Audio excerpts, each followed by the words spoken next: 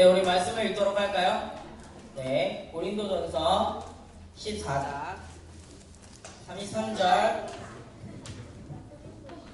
위에 있는 말씀만 읽을 거예요.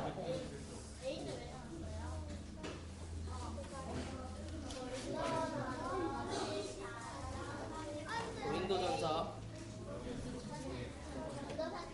네,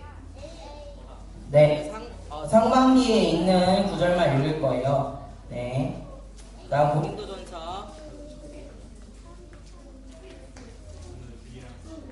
14장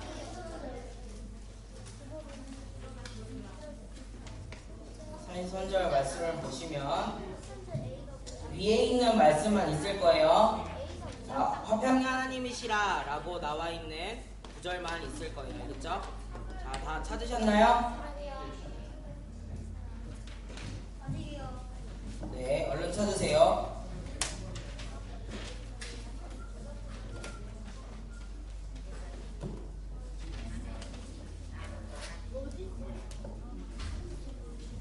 다 찾았나요? 네, 다 찾으리라 믿고 한 목소리로 읽도록 하겠습니다. 시작! 하나님은 무질서의 하나님이 아니시오 오직 화평의 하나님이시니라. 아멘. 자, 짧죠? 다시 한 번만 읽어볼게요. 시작! 하나님은 무질서의 하나님이 아니시오 오직 화평의 하나님이시라. 아멘. 전도사님이 상자 이야기를 하나 들려주려고 해요. 네, 이야기를 들려드릴게요. 상자를 가지고 3분 안에 멋있게 쌓을 수 있는 대회가 열렸다고 합니다. 사람 4명이 한 팀이 되어서 멋진 탑을 준비를 하고 있었어요. 그래서 대회가 시작되고 상자를 어떻게 하면 멋있게 쌓을까 고민을 하게 되었어요. 그러자 이 사람들의 이름은 이렇게 돼요. 믿음, 소망, 사랑, 은혜 이렇게 4명인데 자, 그래서 믿음이가 얘기를 했어요. 내가 가장 화려하고 멋있으니까 가장 맨 위에서 돋보이는 게 나을 거야 라고 말하자 소망이가 다시 한번 얘기했어요. 무슨 소리야? 너는 제일 큰 상자잖아. 아래에 놓아야 탑이 안정적이지 라고 말하자 옆에 있던 사랑이가 엉뚱하는 소리를 했는데 내 상자는 정사각형 모양이니까 가운데에 놓는 편이 좋겠어 라고 말했어요.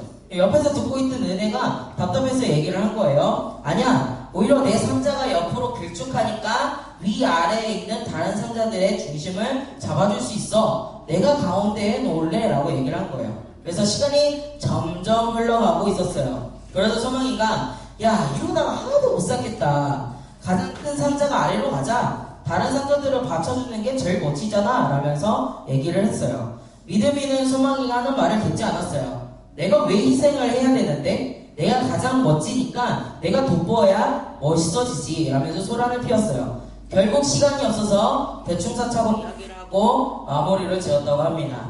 자, 여러분 전도사님이 들려준 상자 이야기를 잘 들으셨죠? 뒤죽박죽 정신이 하나도 없었죠? 네, 상자를 끝까지 잘 쌓으려면 어떻게 해야 될까요?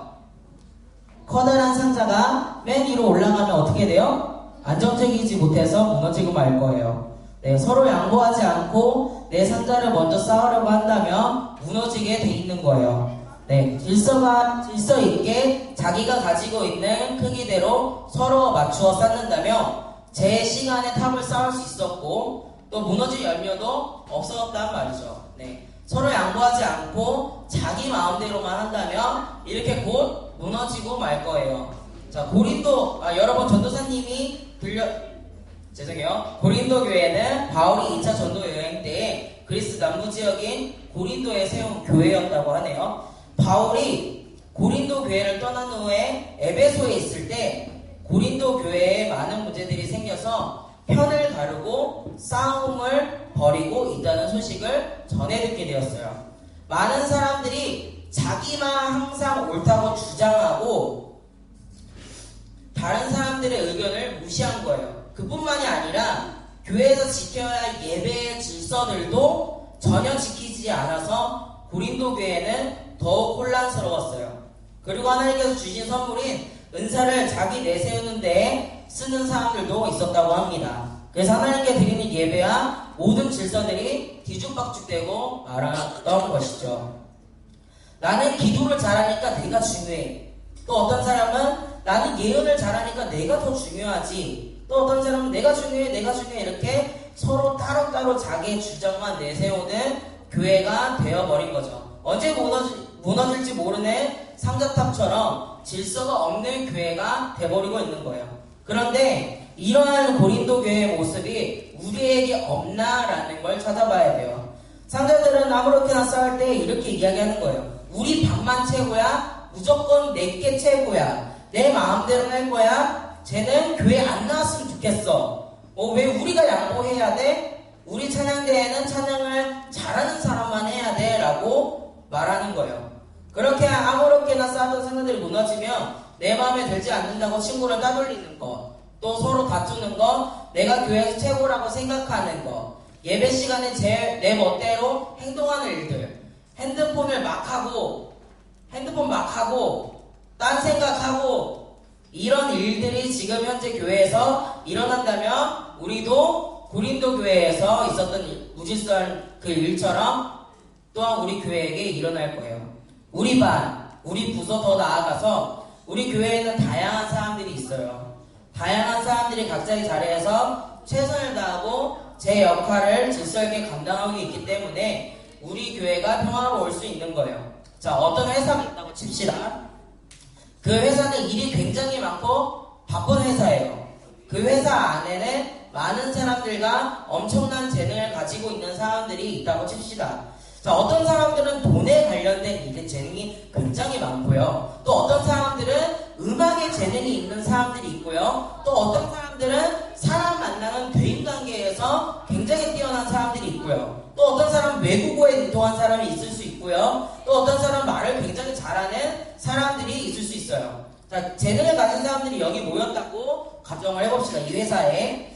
그런데 이게 순서가 바뀌어버린 거예요. 돈에 능통한 사람에게 음악을 하라고 얘기를 하는 거고, 대인관계 쪽에 뛰어난 사람들은 또 이제 외국어를 잘하는 팀에 넣어주고, 또 외국어에 능통한 사람을 돈에 관련된 일을 맡겨버린다면 이 회사는 어떻게 될까요? 네, 아마 유지가 안 되고 망해버릴 수도 있어요. 간혹가다 이제 조금씩 유지가 잘 돼서 간단하게 조금씩 나아갈 수 있겠지만, 결국엔 어떻게 되냐면 서로 안 맞는 일을 하다 보니까 어떻게 돼요? 망해버리고 마는 거예요. 하나님께서 주신 재능과 은사들이 우리에게 있다는 거예요. 하나님이 주신 은사를 깨닫고 그 방향으로 나아가야 하는데 모르는 친구들이 굉장히 많다는 거예요. 어떤 친구들은 전도사님에게 나와가지고 말을 해요. 전도사님, 저는 이 은사가 하나님이 저에게 어떤 은사를 주셨는지 모르겠어요. 어떻게 하면 알 수 있는 거예요? 라고 얘기를 합니다. 그럼 여러분, 곰곰이 생각을 하면 은사 받는 거는 굉장히 간단한 걸 수도 있어요. 네. 자신이 무엇을 할 때 가장 기쁘고 또한 행복한지를 생각하면서 하나님 앞에 기도하는 거예요. 하나님, 저는 이렇게 하면 가장 기쁘고 행복한데 이것이 하나님이 주신 은사인가요? 라고 기도를 하게 되면 하나님의 말씀을 통해서든지 아니면 어른들의 말씀을 통해서든지 하나님의 응답을 주실 걸로 믿습니다. 자, 이처럼 누구는 다른 친구들을 굉장히 잘 챙겨주기도 하고요. 또 누구는 예배에 잘 집중하는 친구들이 있어요. 또 누구는 사람들에게 즐거움을 주고 웃음도 주고, 또 누구는 찬양을 굉장히 잘하는 친구들도 있어요. 또 악기를 굉장히 잘하는 친구들도 있고요.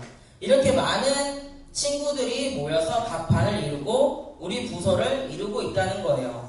또한 우리 교회에는 교회에 처음 나온 사람들이 하나님께 예배를 드리는데 불편하지 않도록 도와주시는 분들도 있고요. 이분들도 우리와 함께 교회를 이루시는 분들이에요. 이렇게 저마다 각자의 자리에서 최선을 다해 역할을 감당할 때 우리 교회는 튼튼한 교회가 될 수 있다는 거예요. 또한 교회에는 지켜야 할 질서가 있다고 합니다.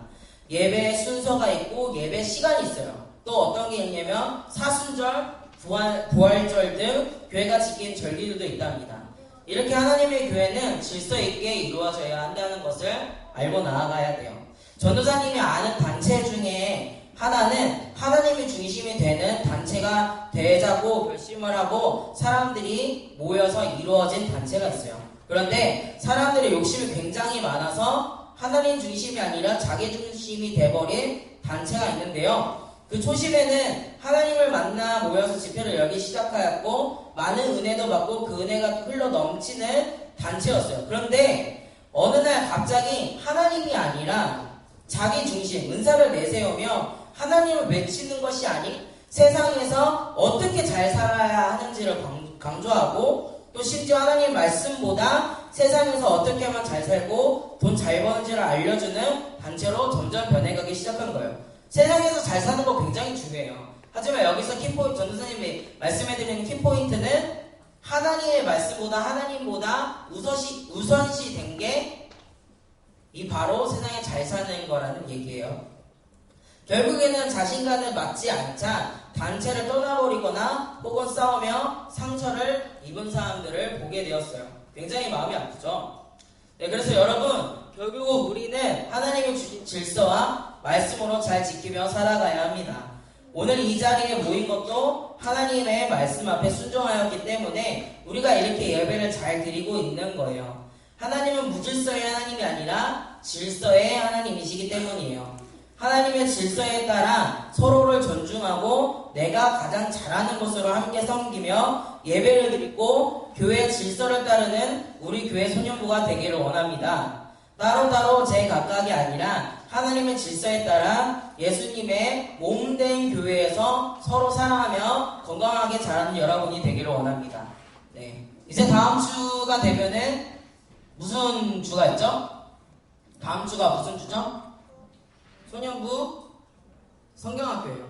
네, 성경학교인데 잠깐 짬내서 광고하자면, 네, 전도사님이 수련회 때에도 말을 하겠지만 이 수련회 때 여러분들이 가장 지켜야 할 키포인트들이 있어요.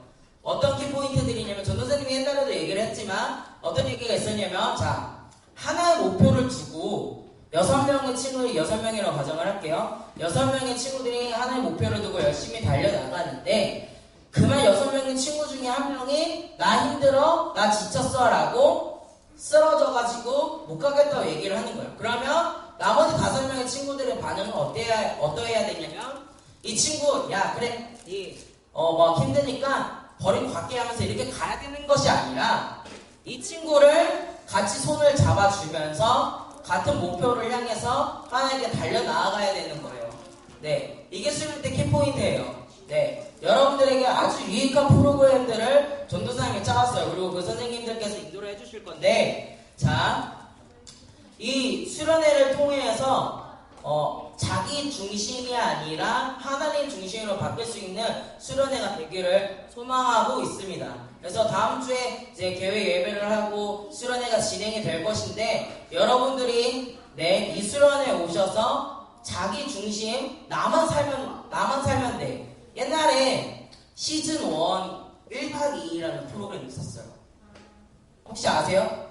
굉장히 유명했었죠? 강호동이 진행을 하는 아주 유명한 프로였어요. 거기서 유명한 유행이 하나 됐던 게 복불복이라는 게임인데, 이 복불복에서 자기가 안 걸리면 그 사람들은 뭐라고 외쳤냐면 나만 아니면 돼 라고 얘기를 하는 거예요. 이러면 안 된다는 거예요. 이번 수련회 때는 나만 아니면 돼가 아니라 우리 다 같이 함께 달려가야 해를 고백을 해야 되는 거예요. 알겠죠? 이번 수련회 때는 자기 중심에 나만 살면 되는 게 아니라 양옆에 있는 사람들도 바라보며 나아가야 되는 수련회가 되기를 소망합니다. 알겠죠? 예배는 자신의 최고의 가치를 드리는 거예요. 내가 예배를 드릴 때 하나님 내가 어떻게 하면 하나님 앞에 영광을 올려드리며 기쁨으로 나아갈 수 있을까요? 했을 때 자신이 가장 드릴 수 있는 최고의 가치를 드리는 거예요. 우리의 마음이 하나님 앞에 최고 이쁜 마음과 사랑이 넘치고 은혜가 넘치는 예배가 되길 소망합니다. 아멘. 이 시간 기도합시다.